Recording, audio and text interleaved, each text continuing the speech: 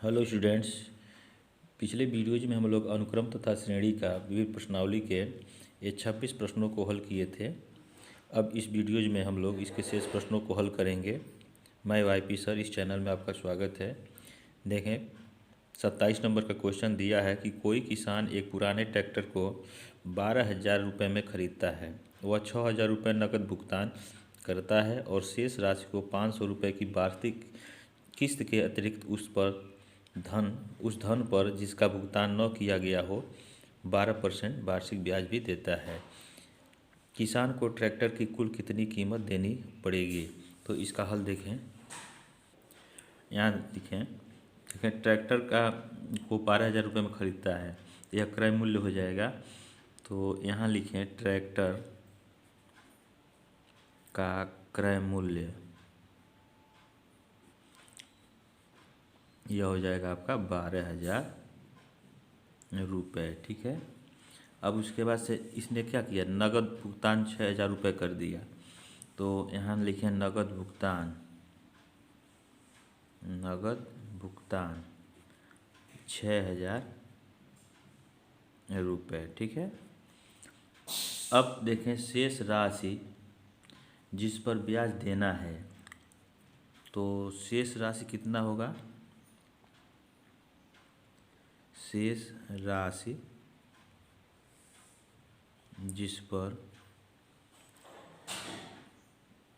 ब्याज देना है, ठीक है, तो क्या होगा, 12,000 में से 6,000 घटा दिया जाएगा, तो ये 6,000 रुपया बचेगा।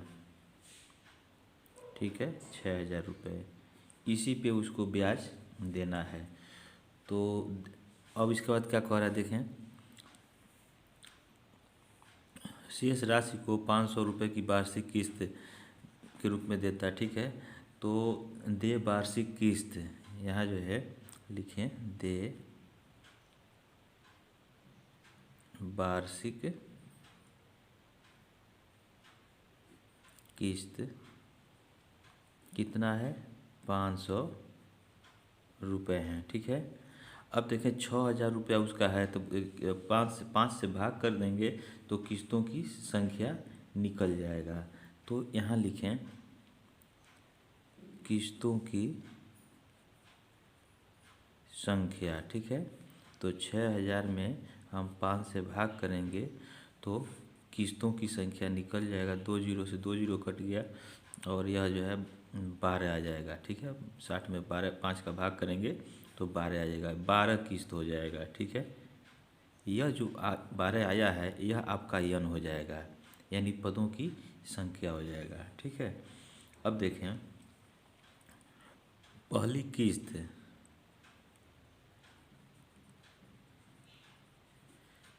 किस्त के साथ ब्याज के लिए, उस पर ब्याज भी देना होगा, तो ब्याज के लिए मूलधन कितना होगा? मूलधन जो है आपका ये 6,000 रुपये होगा। ठीक है। तो पहली किस्त का ब्याज कितना हो जाएगा, यहाँ लिखें पहली किस्त का ब्याज, तो 6,000 गुणे 12% दे रहा है ना वार्षिक ब्याज, देखें 12%, तो गुणे 12 हो जाएगा, बट्टे 100 हो जाएगा। तो 2 जीरो से 2 जीरो कट जाएगा और यह हो जाएगा आपका 12 छक्के 72, 720 रुपये होगा। पहली किस्त पर इसको ब्याज देना होगा 720 रुपये। अब देखें पहली किस्त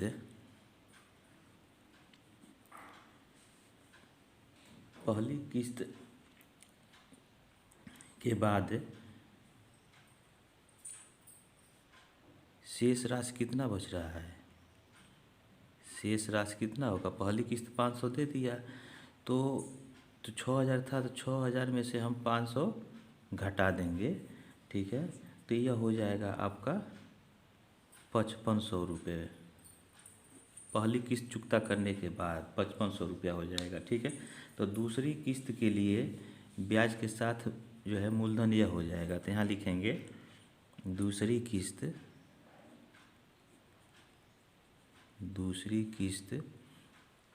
के साथ ब्याज के लिए मूलधन कितना होगा, ये 5500 रुपये होंगे। ठीक है। अब देखें तो दूसरी किस्त पर ब्याज कितना हो जाएगा। दूसरी किस्त पर ब्याज कितना होगा, यह हो जाएगा 5500 गुणे 12/100। 2 जीरो से 2 जीरो कट जाएगा और 12×5 = 60 या 12×5 = 6 66, ये 660 रुपये हो जाएगा दूसरी किस्त पे। ठीक है। अब दूसरी किस्त के बाद शेष राशि, ठीक है,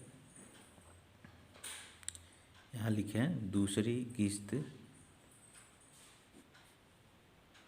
के बाद शेष राशि कितना होगा। तो देखें ये 5500 था ना, तो 5500 में से हम 500 घटा देंगे तो यह 5000 रुपये बचेगा। ठीक है। अब यही जो है ये तीसरी किस्त के लिए मूलधन हो जाएगा। ठीक है। ये इतने रुपए हो गए। तो यहाँ लिखें तीसरी किस्त के साथ ब्याज के लिए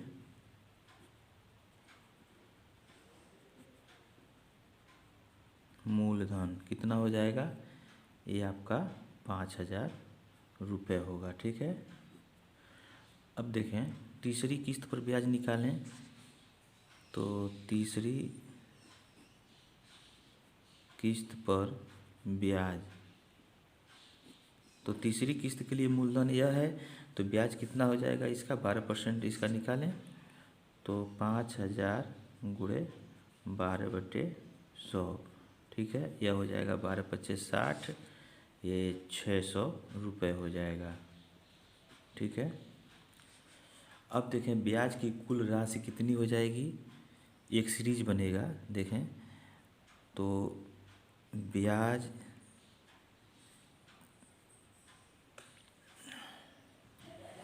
की कुल राशि कितनी होगी। देखें पहले किस्त पर उसने 720 रुपया दिया, दूसरे किस्त पर 660 दिया और तीसरे पर जो है 600 दिया। तो यही हम लिखेंगे, पहले पर जो है 720, दूसरे पर जो है 660 और तीसरे पर जो है 600। इसी तरह से चौथे, पाँचवें, छठवें पर आएगा और कहाँ तक होगा, 12वीं किस्त तक होगा। ठीक है। तो यहाँ लिखेंगे प्लस 12वीं किस्त का ब्याज। ठीक है। अब देखें यह 720, 760, 660, 600, अब इसमें से इसको घटाएं तो इसका मान कितना आ जाएगा, -60 होगा। इसमें से इसको घटाएंगे तो -60 होगा। यानी यह जो है समांतर श्रेणी में है, जिसका प्रथम पद 720 है और डी जो है -60 है। तो इसके n पदों का योगफल निकाल देंगे। जो फार्मूला होता है समांतर श्रेणी के n पदों का योगफल n/2 2a + n-1 × d, उसी फार्मूले से इसके कुल ब्याज निकलेगा। तो यहाँ लिखें n/2, तो n का मान कितना है, 12 है, 12/2 और ब्रैकेट में 2a, a का मान 720 प्लस n के जगह 12 ऋण 1 और d के जगह -60। ठीक है। अब इसको हल कर लें, यह आपका हो जाएगा 6 और यह हो गया 2 शून्य 0, 2 दूना 4, 2 सत्ते 14। ठीक है। और देखें यह 11 बचा, 11 छक्के 66। ठीक है। तो 11 छक्के 66, 60 हो गया। ये बड़े कोष्टक में कर लें। अब देखें यह आपका जो है 6 हो गया, इसमें से घटाएं तो 0, 14 में से 6 गया 8 और 13 में से 6 गया ये 7 हो जाएगा। इसका गुणा कर दें तो 6 शून्य ये 0, 6 8 48, 6 7 42, 42 4 46, 4680 रुपये जो है इसको केवल ब्याज देने होंगे। ठीक है, ठीक है। तो ये ब्याज की राशि हो जाएगा। तो यहाँ लिखें, यहाँ लिख लें, इसलिए ब्याज की कुल राशि। ठीक है, अब उसको भुगतान कितना करना पड़ेगा, तो भुगतान की जाने वाली राशि यहाँ लिख लें, इसलिए भुगतान की जाने वाली राशि कितना हो जाएगा। देखें शुरू में उसने ट्रैक्टर को ख़रीदा था तो 12,000 रुपये दिया था, 12,000 में वो ख़रीद लिया, ठीक ना, 12,000 में ख़रीद लिया तो कितना दिया, 12,000। ठीक है, और ब्याज उसने कितना दिया शेष राशि पे, ये 4600 दिया। इसको जोड़ दें, ठीक है, तो 0 8 6, ठीक है, और 4 2 6 और 1, 16,680 रुपये उसको कुल देना होगा। ठीक है, तो यही आंसर है, इसे आप नोट कर लें, 16,680 रुपये।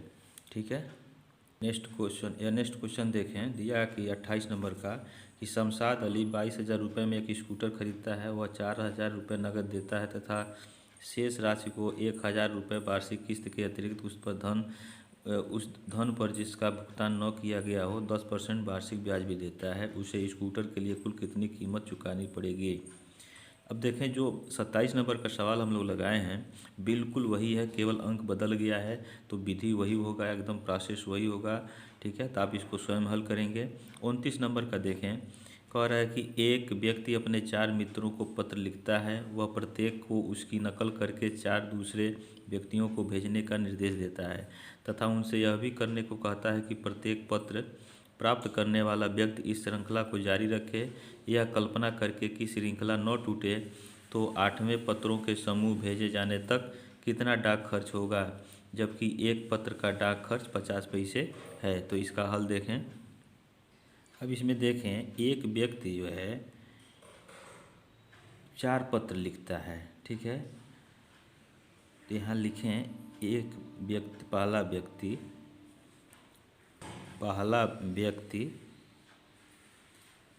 4 पत्र लिखता है। ठीक है, तो यह प्रथम पद हो जाएगा, गुणोत्तर श्रेणी बनेगा। ठीक है, अब ये 4 पत्र लिखता है एक व्यक्ति और वे चारों को देता है। ठीक है, 4 पत्र जो है 4 लोगों को देता है, तो वह 4 पत्र जो है 4 व्यक्तियों को देता है, तो वे चारों व्यक्ति जो है 4 पत्र लिखते हैं। तो पुनः कितने पत्र हो जाएंगे, 4 चौका 16 हो जाएगा। तो यहाँ लिखें वे चारों व्यक्ति 4 पत्र लिखते हैं। ठीक है, तो दूसरे स्तर तक जो है, तो दूसरे स्तर तक यानी जो पहला व्यक्ति लिख करके चारों को देता है तो उसको हम दूसरा स्तर कह रहे हैं। तो दूसरे स्तर तक पत्रों की संख्या कितनी हो जाएगी,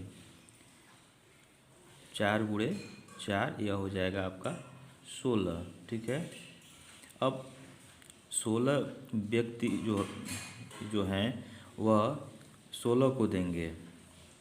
अब देखें ये जो 16 पत्र हो गए, तो अब 16 व्यक्तियों को मिलेगा, तो 16 व्यक्ति भी 4 पत्र लिखेंगे। तो यहाँ लिखें फिर 16 व्यक्ति 4 पत्र लिखते हैं। ठीक है, तो तीसरे स्तर तक यहाँ स्तर तक, तीसरे स्तर तक जो है कितने पत्र हो जाएंगे, पत्रों की संख्या कितनी हो जाएगी, 16 गुणे 4 और यह हो जाएगा 64। ठीक है, तो इस तरह से यह एक श्रेणी बनेगा। तो इस अतः इससे जो श्रेणी बनेगा वह क्या होगा, पहले स्तर पे जो है 4 था, दूसरे स्तर पे जो है 16 हो जाएगा, तीसरे स्तर पे 64 हो जाएगा, इसी तरह से और आएगा। तो यह श्रेणी देखें 4 का गुणा कर रहे हैं तो 16 चौका 64, यह जो है गुणोत्तर श्रेणी बन रहा है, जिसका प्रथम पद ए है, ये 4 हो जाएगा और आर इसका सर्वांतर जो है 16/4 बराबर 4 हो जा रहा है। और पदों की संख्या जो है यन जो है कितनी है, पदों की संख्या इसमें 8 है। ठीक है, यहाँ लिखा है 8वें पत्रों तक के समूहों का ना, तो यहाँ पदों की संख्या 8 हो जाएगा। अब इन पत्रों का योग जो है निकालेंगे गुणोत्तर श्रेणी के यन पदों के हिसाब से। तो यहाँ लिखें पत्रों की कुल संख्या, यहाँ लिखें पत्रों की कुल संख्या, ये कितना हो जाएगा, इसको हम यसयन कहें। ठीक है, S8 कह सकते हैं, चाहे यसयन लिखें। तो यह क्या होता है, ए आर का मान देखें 1 से बड़ा है तो आर पहले हो जाएगा r⁻n-1 अब बट्टे r-1। तो हमको n का मान 8 है, तो यहाँ जो है 8 पदों का योग हमको निकालना है, S8। ए का मान 4 है, यहाँ 4 रख दिए, आर का मान 4 यहाँ दिया हुआ है और यहाँ इसके ऊपर हम 8 घाट लगा देंगे -1 अब बट्टे ये 4-1। ठीक है, तो यहाँ देखें यह हो जाएगा 4/3 हो जाएगा और 4 पर 8 घात अगर करते हैं तो इसका मान आपका 65 और 53। ठीक है, ये 6 इतना हो जाएगा। ठीक है, और -1 यहाँ ही है तो इसमें सब घटाएंगे तो 4/3 और गुणे यह 6 में से 1 गया 5 हो जाएगा और 3 5 5 6 65,535 हो जाएगा। ठीक है, तो अब इसमें देखें, अब देखें ये 3 से इसको काटें तो यह जो है 3 दूना 6, 3 एकन्ने 3, 25 बचा और 3/24 और उसके बाद से 3 चौका 12, 3 पचे 15, 21,845 हो जाएगा। तो यहाँ हो जाएगा हमारा 4 गुणे 21,845। अब इसका गुणा हम करें तो यह हो जाएगा 87,380, ये पत्रों की संख्या हो जाएगी। ठीक है, अब देखें कुल डाक खर्च कितना होगा, एक पत्र पे 50 पैसे हो रहा है खर्च, देखें 50 पैसे, तो रुपए में बदलेंगे 100 से भाग कर देंगे 0.50 हो जाएगा रुपए। तो एक पत्र पे 10.50 रुपये खर्च हो रहा है, तो इतने पर कितना हो जाएगा, तो इसमें हम 0.50 से गुणा कर देंगे। ठीक है, ये गुणा कर देंगे, तो इसमें गुणा करें तो 5 शून्य 0, 5/40।